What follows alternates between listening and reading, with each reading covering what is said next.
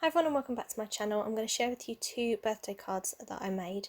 So I used this Tesco iridescent card. This was gifted to me in a swap with Cash, who's Cash Crafts, and I used this in the last card as well. And I'm just cutting the pink and the purple down to 5 inches by 5 inches square because this will go into my embossing folder. Now unfortunately I made a mistake and I stupidly backed these onto this silver holographic card and trimmed the edges, made them look all really neat, and then realised that I hadn't actually embossed the paper yet. So I had to then actually rip off the paper, peel it back off. The purple one was fine, but the pink one was a bit of a casualty, so I had to start that one again. But I did run them through the embossing folder and then stick them onto the pre-cut card, because obviously I've already trimmed that down. So I'm just doing that now.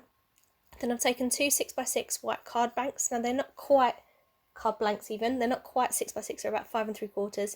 I'm gluing these to the front and then I'm just going to trim them down slightly with the trimmer because the edges are just a little bit too long here. So, and they're just left side opening cards. Then I took this Handmade with Love stamp set. I got this free in a magazine and I took the bit that says Handmade with Love. Didn't realise it was attached to another one, so just had to cut them apart. And then using my Tim Holtz stamping platform, I just placed it on the back of the cards and just stamped it with the VersaFine Onyx Black, and just stamped on the back of each card. It just says Handmade with Love, and I just put that bit of card there because can you see where I'd smudged the ink onto the platform itself? I didn't want it to get onto the card, so as I bring the stamp down I just put that little bit of card, that white card kind of there, and just let it stamp on there. So that's the back of each card done. I'm just going to clean off the platform, pop the stamp away,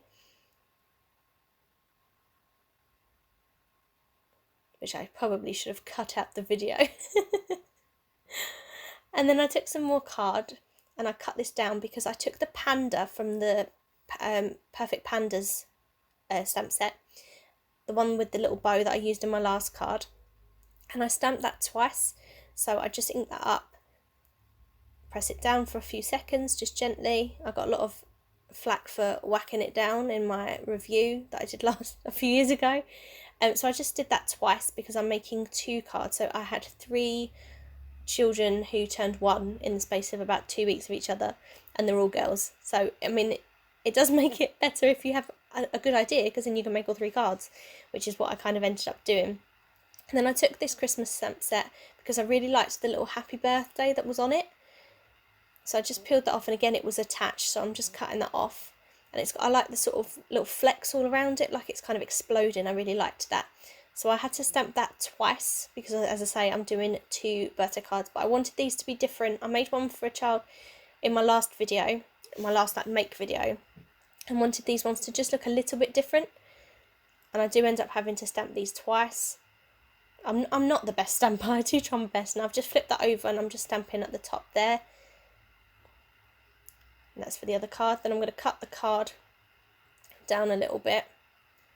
And then obviously I'm going to trim those to be banners.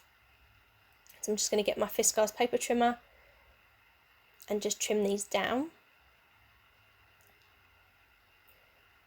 And I think I make banners with these again like I did with the last one. I'm just going to trim down the second one now. And then with my scissors I'm going to snip off the edges so they're about 1 centimetre long, and then I'm going to make little like flag banners. I like doing this, it's a really quick and easy trick just to make it look a little bit more exciting, I suppose. And I really liked how these turned out. I really like that stamp actually, I think it's really pretty, especially for a kid's card. So I wanted them to pop up, so I'm just taking some foam tape and sticking it on the back of them.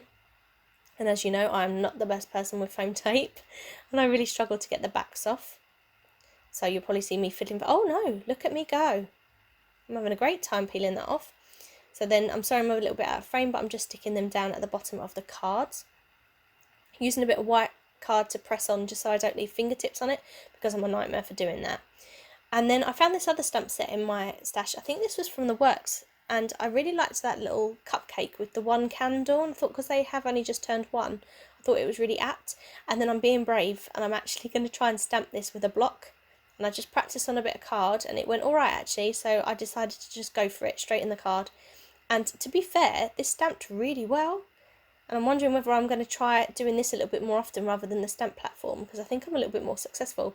I took out that 3rd card that I made in my last video, and I just stamped that onto the inside as well because I wanted that in all 3 cards. And then I took these Paper Mania glitter pens like I used on the first card, and I'm colouring in one of the little pandas with a pink bow, and I'm going to switch over to the other one, and this one I'm going to do with a purple bow, and that's obviously to reflect the colour cards that I've used on these ones. Now you have to be really careful, you have to dab with this, it doesn't work to kind of sweep it, otherwise it smudges all the ink, so that's why you sort of see me like just tapping it quite a bit. Then I took this Wink Stella brush, and that one worked really, really well, and then the purple one smudged a bit like the last one, and I think it's because it was a little bit too wet, and I think that might be why the first one in today's video worked better, so I'm just going to dab that up a little bit with a tissue. And now comes the fun part. If you are looking for a good pair of scissors, by the way, I cannot recommend these Visco scissors enough. I've got 2 pairs. One pair I keep at school, and then this pair I keep at home, and I just love them. I think they're so great, and I do actually have the Fiskars scissor sharpener thing, so if ever they do feel like they're getting a little bit too blunt, oh, there's me smudging it everywhere. That's why I grab a tissue, just to sort of stop myself putting thumbprints all over it. I don't even know what I'm saying. Yeah, the scissor sharpener, so I do have that. If they get a little bit blunt, I just put it through there. But these scissors are a bit murky. They've got something stuck all over the side of them. I should probably give them a bit of a clean. And then I just took this rubber, because I had smudged on the first one a little bit, and it'd gone all over my thumb. And actually that worked quite well, just using just a regular pencil rubber that I've had probably 59 years in my stash. I don't even know where that rubber came from. I know I've had it since I was a kid. And yeah, so now I'm just going to take some foam tape, put it on the back of the pandas, because I really want them to pop up on the card. Then I stuck it over a little bit too much, so I just had to trim it a bit more. And then I'm going to peel off the back of the foam tape. I'll bring the cards back into shot in just a second, and then I'm literally going to stick them right in the middle. Now on the first card I did add the little balloon thing and the bumblebee, but as I say, I wanted these ones not to be as decorative. I wanted them to be a little bit more simple, but I did think they were a bit too simple just with the panda and the happy birthday. So I had a little raid, and I remembered I had these sequin bows from the range, so I took a pink one and put it on the pink card and a purple one on the purple card.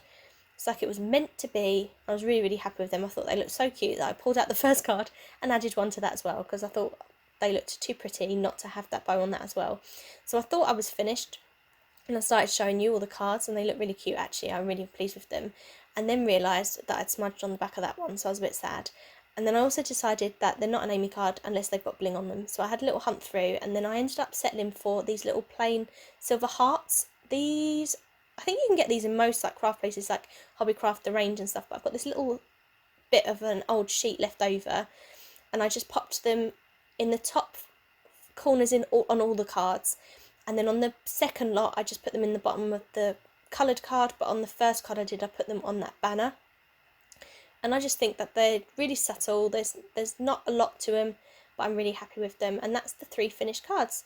So thank you everybody for watching. Please like and subscribe this video, and I'll see you in my next video. Bye bye.